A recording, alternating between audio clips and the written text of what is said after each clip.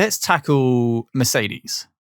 And more interestingly, that as you alluded to at the start of this podcast, and thank you ever so much for mentioning that it is round 9 out of a possible 23 races this year. And Mercedes have introduced team orders before the summer break between their drivers. Admittedly, they were quickly reversed. Don't get me wrong. However, They thought about it, or they instigated it. They put it on. They put it down, and at points it was, well, let's just take it back. So I think Hamilton's in P2 and Bottas is in P3 with Lando Norris chasing both of them in P4, a couple of seconds behind. And Hamilton has picked up some damage, I believe, coming out of turn 1, ran quite wide, picked up some damage. Huge sausage curb. I'm surprised we didn't see more cars with damage, because a couple of cars ran quite wide on turn 1, and it is massive. So really clobbering over those curbs. Yes, and you watch it in slow mo, it looks painful and expensive. It really does. Yeah, honestly, it's just thousands of pounds every time you go over that curve, isn't it? You can see the notes just flying into the air in explosions. There we go. Yeah, exactly. So Lewis had issues, so he was a little bit slower. And originally, I was sat watching the race thinking, maybe they'll introduce team orders, because if Lewis has got any chance of overthrowing Max this year, he needs to finish in second place. He needs to bring home as many points as he can, because you have no idea what's happening for the rest of the year.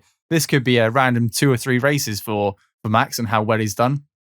It could be back to Mercedes next week, or it could be that this is the start of Red Bull dominance and Lewis has got to secure, or Mercedes have got to secure every single point going forward with their preferred driver, or their driver with the most points at the moment. So as much as I didn't want it to happen, when it came on the radio that Lewis was in P2 and Bottas was to hold position, a bit of me was really surprised that it's race 9 and we've already got these team orders, but it also makes perfect sense. And Bottas, I'm not sure if we just didn't hear anything on the radio, but there was no response. There was no okay, there was no yep, sure thing, or no, I'm not going to do this. It was just silent. Only for a couple of laps later, it was, you're now free to race Lewis, when I think they established that Lewis couldn't maintain that speed and tried boxing to go for fastest lap.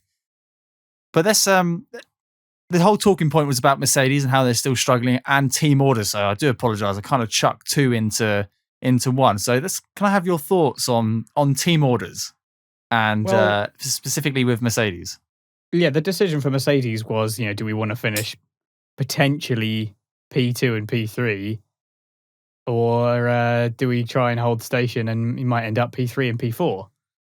So they made the right decision in the end. The big surprise is that we've got Lewis, it's James, not a Valtteri, it's James. But they said they were going to hold position now, or they were not. I think the exact words from the engineer were, "We're not racing him for now.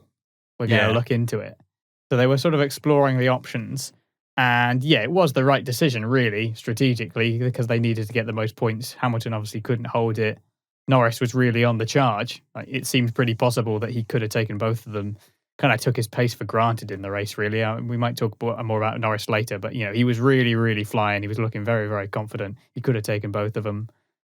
I think that Bottas should get his due here overall, because he had a really good result. He had quite an underrated result in many ways. It's his best result of the season so far. Yeah, the Mercedes would be wise not to be too quick to push him out. I'm sure they think that too, because they still need him in this fight.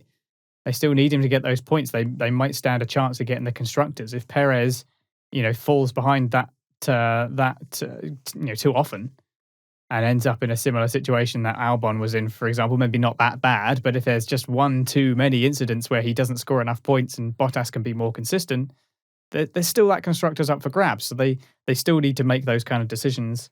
It's the logical strategic decision from Mercedes. So it's maybe not the ultimate racing decision, but you can't fault them for maximizing their points when Max Verstappen is beating you that hard. It was a waltz to victory for Max Verstappen today.